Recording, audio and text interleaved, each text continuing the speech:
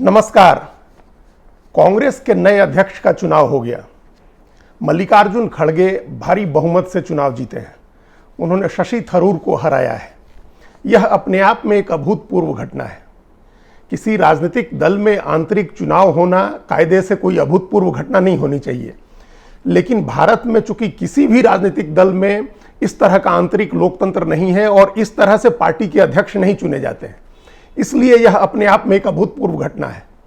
कायदे से यह पूरी भारतीय राजनीति के लिए एक अभूतपूर्व घटना है कि अध्यक्ष का चुनाव हुआ है, बाजाबता नामांकन हुए, 2 लोगों ने पर्चा भरा और 2 लोगों ने कोई 3 हफ्ते तक चुनाव प्रचार किया और उसके बाद मतदान हुआ। इस नाते ये एक भारतीय राजनीति की अभूतपूर्व घटना है और कांग्रेस के लिए भी एक बड़ी घटना है। कांग्रेस के लिए इस मायने में भी यह बड़ी घटना है क्योंकि कोई 2.5 दशक के बाद एक गैर गांधी कांग्रेस का अध्यक्ष बना है। अब तक 1998 के बाद से लेकर के पिछले 24 साल में सोनिया गांधी अध्यक्ष रही हैं, लगभग 20 साल या 22 साल, और 2 साल के करीब राहुल गांधी अध्यक्ष रहे। तो ये 24 साल सोनिया और राहुल गांधी अध्यक्ष रहे हैं। तो कोई 2.5 दशक के बाद किसी गैर गांधी का अध्यक्ष बनना एक बड़ी घटना है और इससे कांग्रेस की राजनीति में एक नए युग की शुरुआत होगी।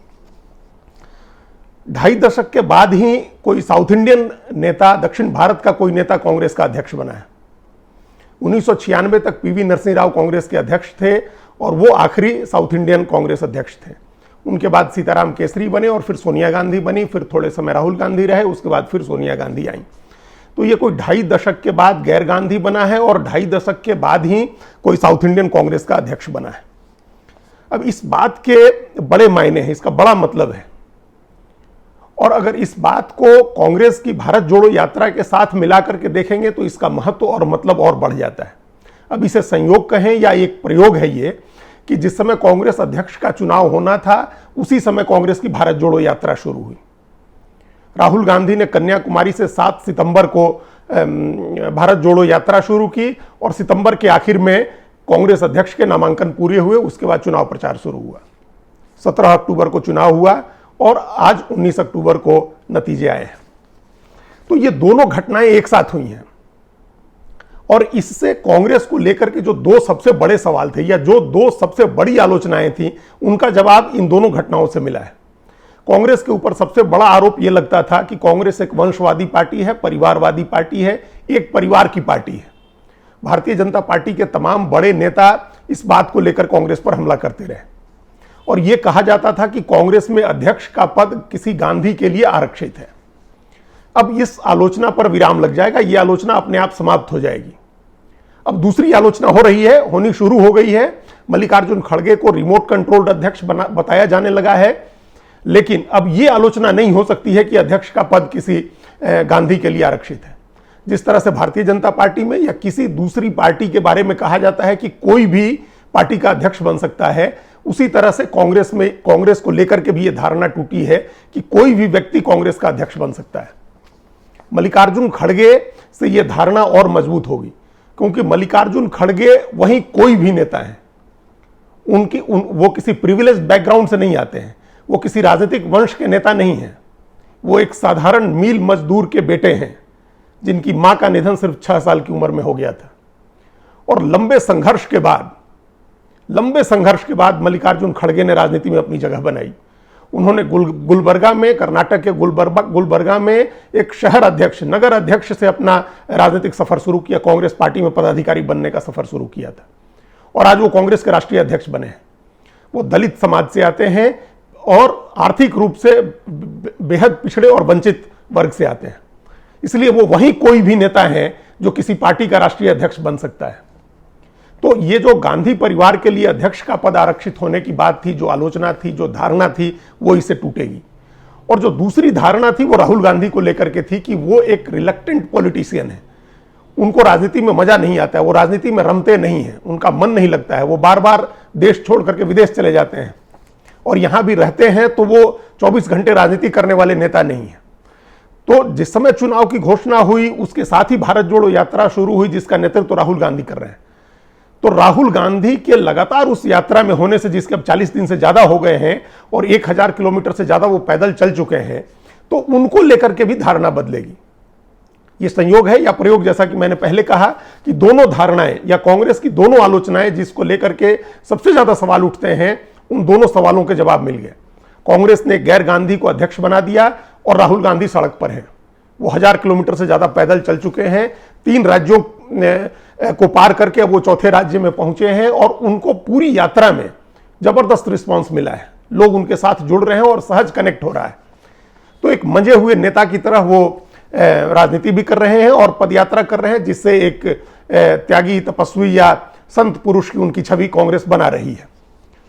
तो ये दोनों धारणाएं टूटी है, ये दोनों एक साथ हुए हैं, ये दोनों घटनाएं एक साथ हुई हैं। अब सवाल है कि मल्लिकार्जुन खड़गे के कांग्रेस अध्यक्ष बनने से कांग्रेस की राजनीति में क्या बदलाव आएगा, जिसको कहा जाएगा कि कांग्रेस में एक नए युग की शुरुआत हो रही है।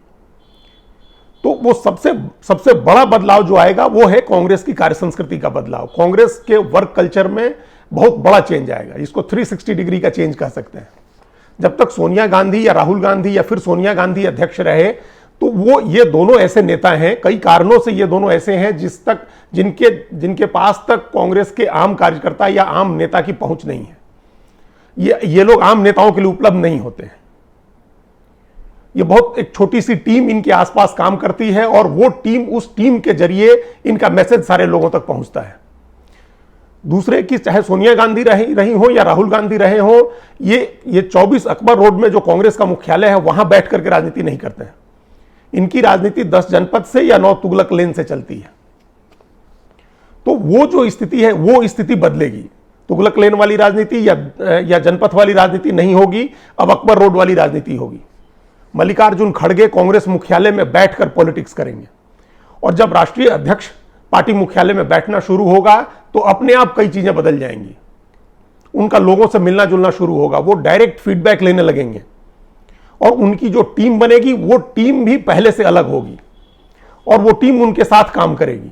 लोगों का आना जाना बढ़ जाएगा पार्टी मुख्यालय में। ये एक मेजर बदलाव होगा, एक बड़ा बदलाव होगा कि पार्टी का राष्ट्रीय अध्यक्ष सभी प्रदेश के अध्यक्षों से लगातार मिले, जिला अध्यक्षों से मिले या कोई भी पार्टी का वर्कर आकर के उससे मिल ले।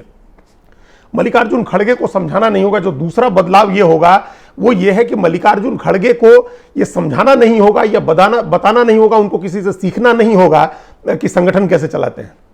सोनिया गांधी काफी सफल रही, उनके अध्यक्ष काल में कांग्रेस का उत्थान हुआ, पतन भी हुआ, लेकिन उन्होंने 2 बार कांग्रेस को केंद्र में सत्ता दिलाई और एक समय ऐसा था जब 14 राज्यों में कांग्रेस की सरकारें थी। लेकिन वो गांधी परिवार, नेहरू गांधी परिवार के करिश्मे की वजह से था। सोनिया या राहुल गांधी का एक करिश्मा है, एक चार्म है, उनका एक सम्मोहन है, जिसकी वजह से वो सफल हुए या बड़े नेता है। उनको संगठन का अनुभव नहीं था जब सोनिया गांधी आई थी राजनीति में या कांग्रेस अध्यक्ष बनी थी। मल्लिकार्जुन खड़गे को 55 साल की राजनीति का अनुभव है।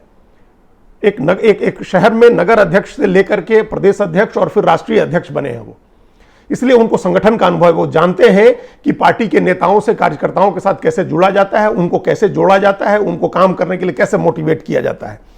तो ये जो बदलाव होगा ये अपने आप में बड़ा बदलाव होगा।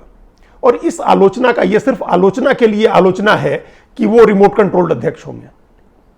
आमतौर पर सभी पार्टियों में चलती उसी की है जो पार्टी का सर्वोच्च नेता होता है या जिसका करिश्मा होता है। अभी भी भारतीय जनता पार्टी के सर्वोच्च नेता नरेंद्र मोदी और अमित शाह हैं।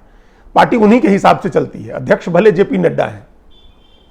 ऐसा पहले भी हुआ है, अटल बिहारी वाजपेयी और लालकृष्ण आडवाणी के जमाने में भी भारतीय जनता पार्टी के 3 अध्यक्ष बने थे, इन दोनों के अलग। ये दोनों सबसे बड़े नेता थे, लेकिन जना कृष्णमूर्ति, बंगारू लक्ष्मण और वेंकैया नायडू भी भारतीय जनता पार्टी के अध्यक्ष बने थे। तो यह नहीं कहा जा सकता है कि वो सारे रिमोट कंट्रोल्ड अध्यक्ष थे या अभी जेपी नड्डा रिमोट कंट्रोल अध्यक्ष है। मल्लिकार्जुन खड़गे के साथ जो एक प्लस पॉइंट है, जो एडवांटेज है, वो ये है कि वो बहुत बड़े नेता हैं, उनका अनुभव बहुत बड़ा है और वो लगभग तमाम पदों पर रह चुके हैं जो किसी भी राजनेता का सपना होता है, जिन पदों पर रहना। तो वो जानते हैं कि आला कमान के साथ या जो पार्टी का सबसे बड़ा नेता है उसके साथ कैसे तालमेल बिठाना है, उसके संदेशों को या उसकी जो सोच है उसको कैसे इंप्लीमेंट करना है और पार्टी संगठन के लिए क्या अच्छा है, नीचे से कैसे लोगों को जोड़ना है। ये इन दोनों बातों को बहुत अच्छी तरह से जानते हैं। उन्होंने कहा भी कि उनको सोनिया गांधी और राहुल गांधी से सलाह लेने में कोई हिचक नहीं होगी। ये दोनों पूर्व अध्यक्ष हैं, इस नाते भी इनका प्रोटोकॉल बड़ा है। अगर मौजूदा अध्यक्ष इनसे सलाह लेता है तो वो कोई संवैधानिक रूप से भी गलत नहीं है, क्योंकि ये दोनों राष्ट्रीय अध्यक्ष रह चुके हैं, सोनिया गांधी को तो लंबा अनुभव हो गया संगठन चलाने का, तो उनकी राय से अगर चलाते हैं तो इस आधार पर यह नहीं कहा जा सकता है कि वो रिमोट कंट्रोल्ड अध्यक्ष हैं। वे एक बड़े नेता हैं, मजबूत नेता हैं। और एक जो बड़ी बात है, जो अब तक ये तमाम चीजें हो रही हैं कि वो उनका संगठन में पकड़ है और वो बनेंगे तो पार्टी में वर्क कल्चर बनेगा, ये सारी चीजें अपनी जगह हैं, लेकिन कांग्रेस पार्टी को इससे राजनीतिक लाभ भी होगा, चुनावी लाभ भी होगा मल्लिकार्जुन खड़गे के बनने से, जिस पर बहुत कम चर्चा हो रही है, जिस पर कम ध्यान दिया जा रहा है। मल्लिकार्जुन खड़गे कर्नाटक के नेता हैं, जहां मई में चुनाव होना है अगले साल। 6-7 महीने के बाद कर्नाटक में विधानसभा के चुनाव हैं। तो कांग्रेस पार्टी ने वहां से कर्नाटक के एक बड़े नेता को राष्ट्रीय अध्यक्ष बनाया है। यह हर कन्नाडिगा के लिए सम्मान की बात है। हर कन्नड़ मानुष के लिए एक बड़े सम्मान की बात है। तो उसका अध्यक्ष जब चुनाव लड़वाएगा, जो राष्ट्रीय अध्यक्ष है, वो अगर प्रदेश का चुनाव लड़वाता है, उसकी देखरेख में प्रदेश का चुनाव होता है, तो कांग्रेस को इसका भावनात्मक फायदा होगा। वो इतने बड़े नेता हैं और राष्ट्रीय अध्यक्ष होने के बाद उनका कदौर इतना बड़ा हो गया है कि वो पार्टी के भीतर जो खींचतान चल रही है उसको भी दूर कर लेंगे।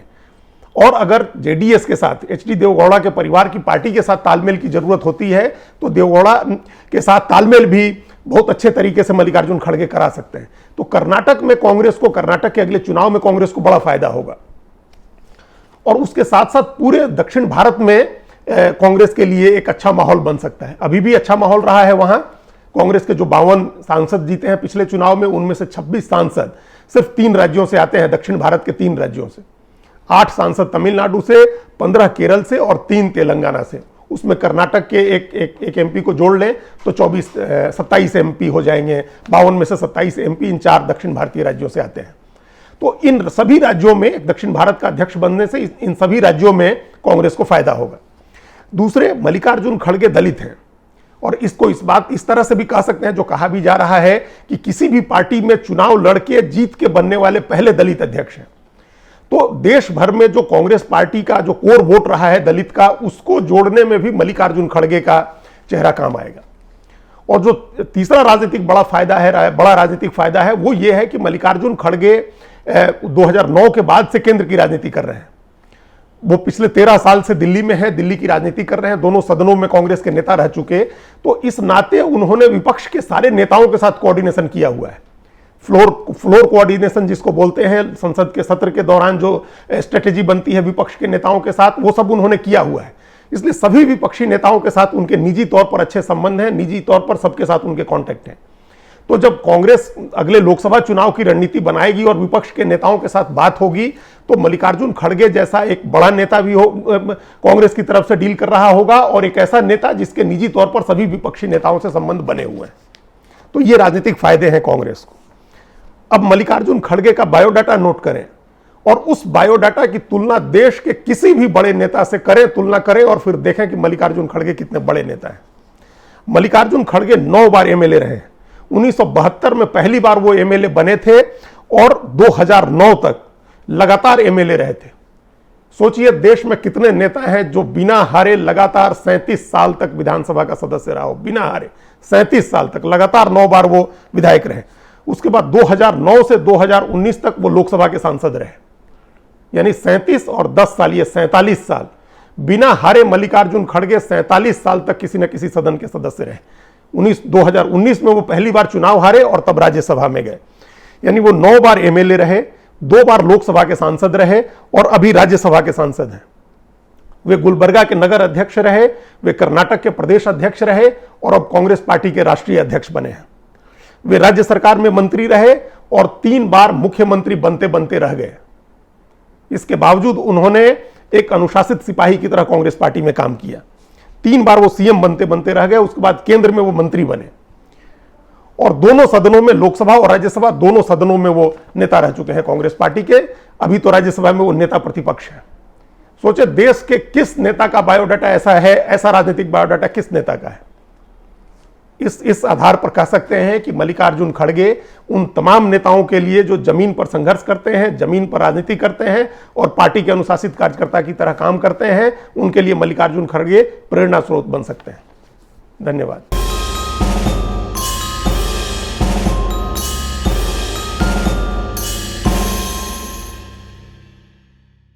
कृपया हमारे चैनल के साथ जुड़िए, लाइक कीजिए, सब्सक्राइब कीजिए। बेल आइकॉन जरूर दबाइए।